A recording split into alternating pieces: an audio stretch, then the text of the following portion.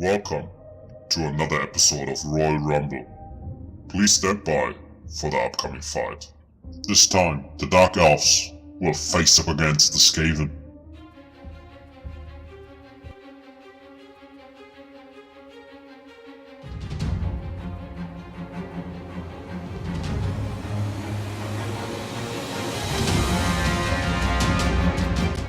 So welcome to the jungle of Lustria and another episode of Royal Rumble, and thank you for tuning in. In this episode I'm playing with the Dark Elves and I'm facing up against the Skaven. So this match was really exciting, it was really close, it was not that clear, and my opponent was a really good player, and it is a very great match. So I hope you enjoy it, and yeah, let's go to my army composition over here.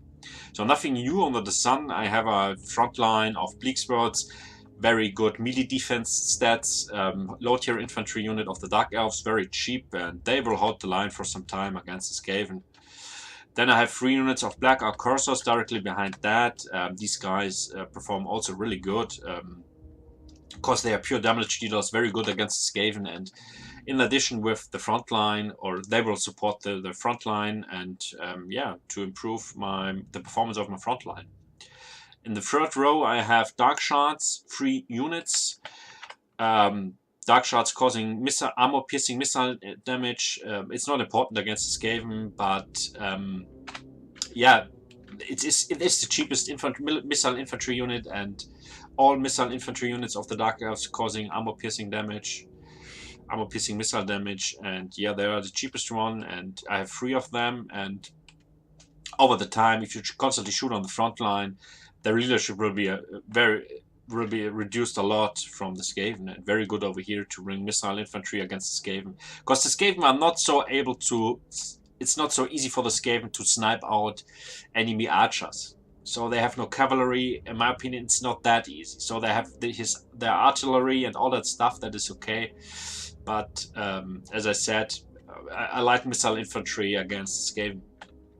Then I have on each side Dread Spears to protect my flanks, to protect these Dark Shards, and to protect the backline over here. Also, I have on each side a group of Witch Elves in the front line, or in the first row, for flankings on the left and on the right side. As I said, pure damage dealers over here, these ladies, causing a lot of damage, and as I said, very good especially against Skaven. They're making a lot of kills, and yeah, I put them on the right and on the left flank for flanking. Then I have, of course, a War Hydra. As I said, a War Hydra is overall quite squishy. So the armor she has not a lot of armor, so they have just 50 armor. She has just 50 armor, and also the leadership is not so high, so she's quite squishy. But the performance against, of course, they're causing a lot of damage, causing fear, terror, and all that stuff, and of course the performance, especially against the Skaven, is very good. So I think you will get the best result with a War Hydra actually against the Skaven. So I love this. I love to bring a War Hydra against the Skaven. It's really good. Yeah, that's everything. And of course I have a Malekith on a Black Dragon, where he is here in the forest.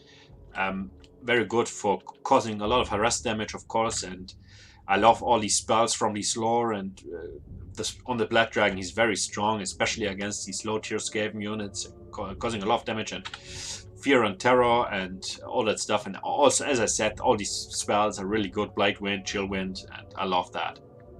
So let's go to my opponent over here. So he has a front line of Clan Rats with spears, very cheap front line. These guys are not Skaven slaves, so they perform better, but also they need support. So just these units will not hold the line for a very long time, just for some time, but they need support from the back line or from the sides. Then we have Poison Wind Globadiers over here. So these little fellows have a really anti-large bonus, causing a lot of damage, especially against large units. All these, for example, against the War Hydra and the Malekith on a Black Dragon. So with these little poison balls over here, I love that. So causing a lot of damage to large units. So 2 units on each side. Then we have a Skrolk over here. Combined these 2 Skaven magic lores So it's possible to choose from both floors spells. And of course, in my opinion, Skorg is quite expensive. So there's another lord in the roster of the Skaven that, for example, have the lore of Plague, and he's much cheaper. So he's quite expensive, but a caster, a Skaven caster, and of course he's really good. So you have a lot of good spells. So Chillwind going down over here directly in the front line, causing a lot of harass damage. Then we have a Plague Priest on this Chariot. I think the Doom Wheel. Sorry for that. I still forgot the name of that. And but as I said, Plague Priest. In my opinion, I'm not sure why he brought in addition a Plague Priest, because he already has a Skrog, or already have a Skrog over here. So his Lord is a caster. So I'm not sure about this. But overall, as I said, this Chariot over here is very strong. The melee stats and the armor, overall the fighting stats are really good. So he's quite good in fighting infantry units. But also he's a large target. You can snipe him out really fast. So I'm a fan, if I play the Skaven, to bring a Plague Priest or a Lord on foot. So of course Skrog has no Chariot, has no mount available. But also these other unit lords and heroes, I always bring him on foot. So he's not a large target and he's not so easy to snipe out, my opinion. Then we have these Death Runners, I think, Gutter Runners with poison. Very fast, 50 speed. Melee stats are okay, or very good for a missile infantry unit. Missile damage causing poison over here with the missiles. And yeah, can cause a lot of harass damage and has stalk, and yeah, sneaky unit over here. So let's go to his other stuff over here. We have two group of rat ogres over here. Yeah, they are hidden in the woods over here, so very good. And of course very strong, causing a lot of armor piercing damage. And I think they are quite good against the Dark Elves. Then we have a Warlock Engineer over here. I'm not sure about the performance of this guy. I think he's a caster, but also not bad in melee. So we have here he's a caster over here on a lot of spells, and the melee stats are okay, and causing actually a lot of have a lot of weapon strength, and armor piercing is huge. So we have 200 armor piercing, and yeah, I'm not sure about the performance, but okay, let's see. And that's everything, I think. So I hope I forgot nothing. So we have on this side another group of Death Runners. I think also the plan was to sneak behind my backline and to snipe out my Dark Shards and all that stuff. Of course, these Black Shards are very fast, and I think the melee stats are really good. So we have here quite good, as I said, quite good melee stats, nearly 40 over here. So very good performance, very fast. So this is you can call it cavalry unit of the Skaven. So let's go over here. Again, very long introduction, sorry for that. And yeah, let's start with some cinematics, and let's see how this works out over here. So there was a little ambush over here, as I said, from him. So he has a lot of units in this forest over there, these red ogres and all that stuff. And from behind, as I said, these Death Runners and a little ambush. So my Malekith is still in the forest over here, hidden. As I said, with the Warp Lightning Cannon, I didn't notice that. So he has a Warp Lightning Cannon, and with the Warp Lightning Cannon, it's not so easy to.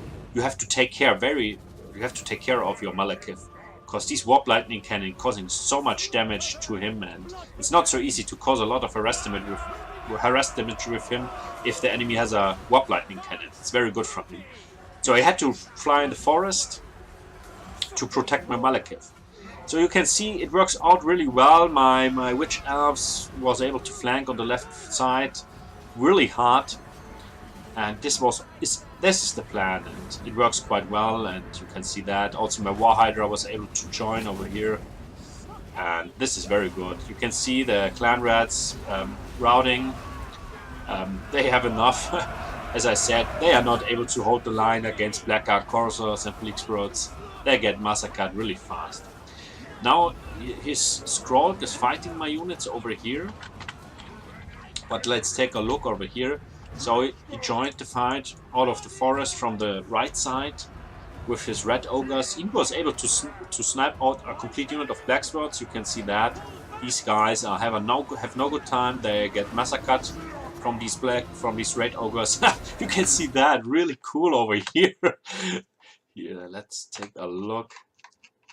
If we take one of these Bleakswords. Very cool, very cool. So these, as I said, these guys have no good time against his red ogres. And in the beginning, I didn't saw them, so they were hidden. As I said, was an ambush. So he causing a lot of trouble on the left flank, on the right flank over here, and yeah. But overall, his front line was completely routed. They are shattered, and everything routes. But now I had to manage it with the right flank over here with all these units, with these red ogres, the scatter runners. But his Skroll, in my opinion, was not very good to put his Skroll in the second row or directly in the front line. You can see that he gets so much damage from the Malekith, and it's over for him over here. So at this point of the game, it is quite clear that it's in favor for me. But you can see it takes a lot of time, and this is the problem with the Skaven, because so annoying. Of course, his Skroll is nearly dead now. I'm not sure if he will come back. But as I said, it's really annoying with the Skaven. They come back and they rout, and I think now he's dead. I'm not sure. No, he's shattered now. So actually it runs quite well. Also these red ogres was able to chase them off with two black orc corsairs. But he's causing a lot of damage to these two guys, to these two units. But now we have this Plague Priest over here, and as I said, on this mount, on this chariot over here, it is not so easy to handle that. Very difficult to kill him here on the chariot, on this Doom Wheel, I think its name is. And so, in fact, a really cool combination. So you have a really good caster on that mount, and it's really good also in a huge amount of infantry units from your opponent. So very good over here. So I managed very well to snipe out some dark shots from me with this Warlock Engineer over here, with this little guy over here, and to kill some units over here. Also, this group is really damaged. I think this is from Death Runners.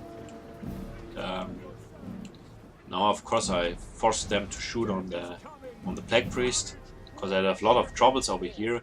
But now you can see my War Hydra is here, and yeah, finish off the Plague Priest.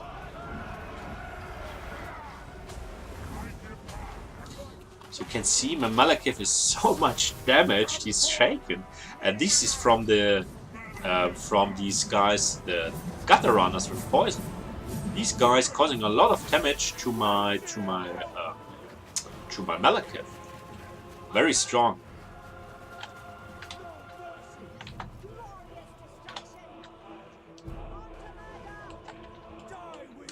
So it took a lot of time to clean everything up. As I said, very annoying. All these Skaven units will always come back. But yeah, finally I managed it to clean everything up over here, and yeah, that's it.